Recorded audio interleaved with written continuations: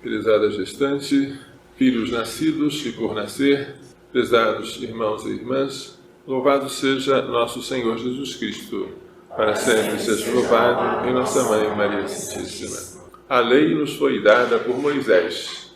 A graça e a verdade nos vieram por Jesus Cristo. Assim nos ensina São João. Hoje nós vemos a lei, no livro do Êxodo, capítulo 20, sendo dada por Moisés. O coração da lei, o núcleo da lei, a parte central da lei, se reduz a 10 mandamentos. E esses mandamentos são presentes, são um dom. Longe de ser escravidão, opressão, tirania, esses mandamentos nos salvam, nos libertam, porque eles são a vontade eterna de Deus expressa para nós. E a vontade de Deus só quer o bem, porque Deus é amor. Ao mandar que nós façamos isso ou não façamos aquilo, o interesse é nosso, não de Deus. Tudo Ele manda ou proíbe por amor. Esses 10 mandamentos se dividem em 2 partes. Os 3 primeiros se referem a Deus. Os outros 7 se referem ao próximo. 3 primeiros mandamentos. Um deles é sobre o amor a Deus, sobre todas as coisas. O segundo é sobre o nome de Deus, que tem que ser respeitado. E o terceiro é sobre o dia de Deus, que não pode ser profanado. O sábado, para nós agora, o domingo, dia em que Jesus ressuscitou. Depois começam os preceitos relativos ao próximo. Esses preceitos podem ser agrupados assim. Um relativo à autoridade. A autoridade é o poder de alguém mandar em nome de Deus, a começar pelo pai e pela mãe. Honra teu pai e tua mãe. Um outro relativo à vida. É um preceito maravilhoso. É o 5º mandamento, não matarás. E um outro relativo à verdade. É o 8º mandamento. Não levantarás falso testemunho contra o teu próximo. E os que sobraram? Sobrou o 6º e o 7º. O 9º e o 10º. Mas eles estão interligados. O 6º manda que eu guarde a castidade. O 9º estende esse mandamento aos desejos do coração, à cobiça. O 6º mandamento manda guardar a castidade. O 9º vai além. Ele proíbe até desejar a mulher do próximo. O 7º mandamento proíbe furtar. O 10º vai além. Ele proíbe até mesmo cobiçar os bens alheios. Então, o 6º está ligado ao 9º. O 7º está ligado ao 10º. De um modo geral, esses mandamentos, o que nos mandam? Respeitar a autoridade, pai e mãe. Respeitar a vida, não matar. Respeitar a verdade, não levantar falso testemunho contra o teu próximo. Respeitar a sexualidade, 6º e 9º mandamentos.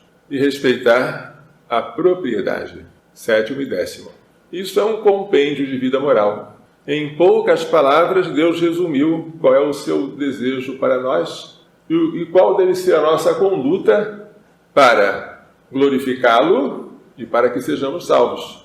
O Salmo 18, que nós lemos em seguida, canta as maravilhas desta lei.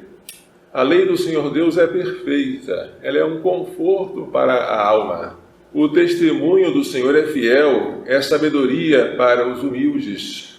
Os preceitos do Senhor são precisos, dão alegria ao coração. O mandamento do Senhor é brilhante, para os olhos é uma luz. Se nós quisermos um outro salmo, todo ele dedicado a louvar a lei do Senhor, é o Salmo 118, o maior salmo da Bíblia.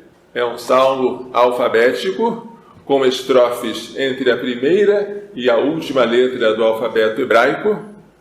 E em cada um dos versos, sempre há um louvor à lei. Abro a boca e aspiro largamente, porque sou ávido dos vossos mandamentos. A lei de vossa boca para mim vale mais do que milhões em ouro e prata. Tudo isso é tirado do Salmo 118. Mas nós temos o Salmo 147, que é maravilhoso. Nenhum povo recebeu tanto carinho. A nenhum outro Deus revelou os seus preceitos. A glória de Israel é a lei que recebeu de Deus. Não há nenhuma outra lei entre os povos vizinhos, entre os deuses falsos, que se compare à lei do Senhor. Por isso, violar a lei é ser infiel ao próprio Deus. não é uma mera transgressão de uma regra, é uma ofensa àquele que por amor nos deu a lei. Violar a lei do Senhor, os profetas comparam a um adultério, porque o Senhor ama seu povo com o amor do marido à sua esposa. E a aliança que Deus fez com o povo por meio de Moisés é comparada com o matrimônio. A segunda leitura, tirada da primeira carta de São Paulo aos Coríntios, fala sobre Cristo crucificado. Os judeus pedem sinais. Sinais quer dizer milagres. Os gregos procuram sabedoria. A Grécia foi o berço da filosofia. Nós, porém, diz São Paulo, pregamos Cristo crucificado, que para os judeus é escândalo, para os gregos é loucura, mas para os que são chamados judeus ou gregos, esse Cristo é poder de Deus e sabedoria de Deus. Cristo crucificado não parece poderoso, parece extremamente frágil. Cristo crucificado não parece sábio, parece louco, mas aquilo que é dito loucura de Deus é mais sábio que os homens. E o que é dito fraqueza de Deus é mais forte que os homens. Em Cristo crucificado, nós entendemos o quanto Deus nos ama. Deus nos ama a ponto de nos dar aquela lei maravilhosa, mas nos amou ao ponto de nos dar o seu próprio Filho. E esse Filho veio cumprir esta lei ao extremo.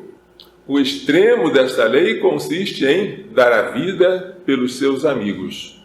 Com a morte de Cristo por nós, em nosso lugar e em nosso favor, então a gente compreende como Deus nos ama. Como Jesus veio levar os mandamentos à perfeição, se antes era proibido matar, hoje é proibido até irritar-se contra o irmão e ofendê-lo por palavras. Se antes era proibido jurar falso, agora devemos ser de tal modo verazes que o juramento deve ser desnecessário. Se antes a lei tolerava o divórcio, agora quem se divorcia e casa com outro ou outra comete adultério. Se antes a lei do talião colocava limites no castigo ao inimigo, olho por olho, não mais do que um olho, dente por dente, não mais do que isso. Agora a lei do amor manda amar os inimigos, fazer bem aos que nos odeiam e orar por aqueles que nos perseguem. A maior lição da vontade de Deus não está no Sermão da Montanha, em que Jesus aperfeiçoou a lei antiga. Está em Cristo crucificado. Olhando para ele, a gente entende como é que os mandamentos foram levados ao extremo e como nós somos chamados a imitá-lo. Jesus, é bom lembrar, cumpriu os mandamentos. A Bíblia diz que ele era submisso aos seus pais, honrar pai e mãe. Portanto, os mandamentos não foram abolidos. Nós temos que sabê-los de cor. O que significa de cor? De cor quer dizer de coração. Temos que saber na memória e no coração esses mandamentos e ensinar aos outros, às criancinhas, aos nossos filhos, nossos alunos, nossos catequizandos. O Evangelho traz hoje Jesus com ira. Que estranho, não é? Jesus diz, aprendei de mim que sou manso e humilde de coração, e aqui ele aparece irado. A ira dele é tamanha que ele improvisa um chicote com cordas, agita as cordas pelos ares, derruba as mesas dos que trocam moedas, os cambistas, empurra as ovelhas e os bois e diz aos que vendem pomba, tirai isso daqui, não façais da casa de meu pai uma casa de comércio. Mas o que aconteceu para ele ficar tão irado? É porque, como dizia o Salmo, o zelo por tua casa me devora. Jesus tem um amor imenso pela casa do pai dele, que é o templo, embora aquele templo nem de longe se compare à nossa capela com o Santíssimo Sacramento. O que tinha o templo de Jerusalém? Deveria ter, mas não tinha mais, a Arca da Aliança com os 10 Mandamentos. Por que não tinha mais? Porque desde que Jerusalém foi invadida pelos caldeus, essa arca se perdeu. Então, quando o novo templo foi reconstruído, colocaram um lugar chamado Santo dos Santos, onde deveria estar depositada a arca, mas aquele lugar ficou vazio. Mesmo assim, Jesus tem um respeito tão grande pelo templo que ele não suporta a profanação. Fano quer dizer templo. Profano é fora do templo. Profanar é fazer dentro do templo aquilo que se deve fazer fora. No caso, era o comércio. Mas é possível irar-se sem pecar? Ensina-nos Santo Tomás de Aquino que é possível pecar por excesso ou por falta de ira. Esta ira de Jesus é santa. Imagine que você presenciasse uma mulher que está prestes a entrar no centro cirúrgico e um médico que está prestes a matar o filhinho dela. Se você presencia esta cena e não se ira, cuidado, porque o normal aqui é irar-se. Se você presencia o governo federal roubando a inocência das crianças e ensinando tudo que é depravação nas escolas, se você se sente impassível, cuidado, alguma coisa está errada com você. Para certas coisas a ira é obrigatória e é santa. É esta ira santa que nos leva a lutar contra a abominação do aborto e outras mais. Mas como Jesus agiu assim com força, como quem tivesse autoridade, os judeus perguntaram: que sinal nos mostras para agir assim? Então Jesus respondeu: o sinal é este: destruí este templo e em 3 dias eu o reconstruirei. Os judeus responderam: 46 anos foram necessários para construir este templo e tu o levantarás em 3 dias? Mas ele falava do templo do seu corpo. O corpo dele seria morto e ao ter cirurgia iria ressuscitar. E a sua morte e ressurreição seria um sinal de que ele tem autoridade para fazer aquelas coisas. Algumas coisas causam uma aversão tão grande em Jesus que nos causa espanto. Uma delas é o escândalo. Ai daquele que escandalizar um desses pequeninos que creem em mim.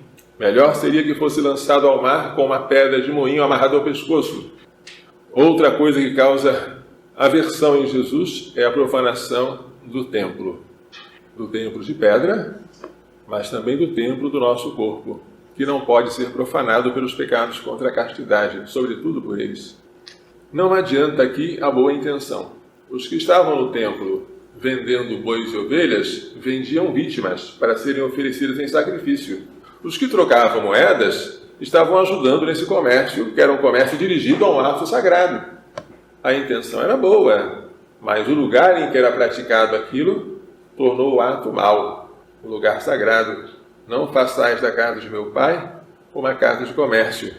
Vamos então fazer o propósito de cumprir com fidelidade os mandamentos, de levá-los à perfeição como Jesus os levou e de guardarmos a sacralidade do nosso corpo, que é templo do Espírito Santo, que se une ao corpo glorioso de Jesus em cada comunhão eucarística e que um dia há de ressuscitar com ele. Que Maria Santíssima, que soube tão bem guardar os mandamentos e fazer a vontade de Deus, ela e seu castíssimo esposo São José nos façam entender e pôr em prática as lições desta liturgia. Louvado seja nosso Senhor Jesus Cristo. Para sempre seja louvado em nossa Mãe Maria Santíssima.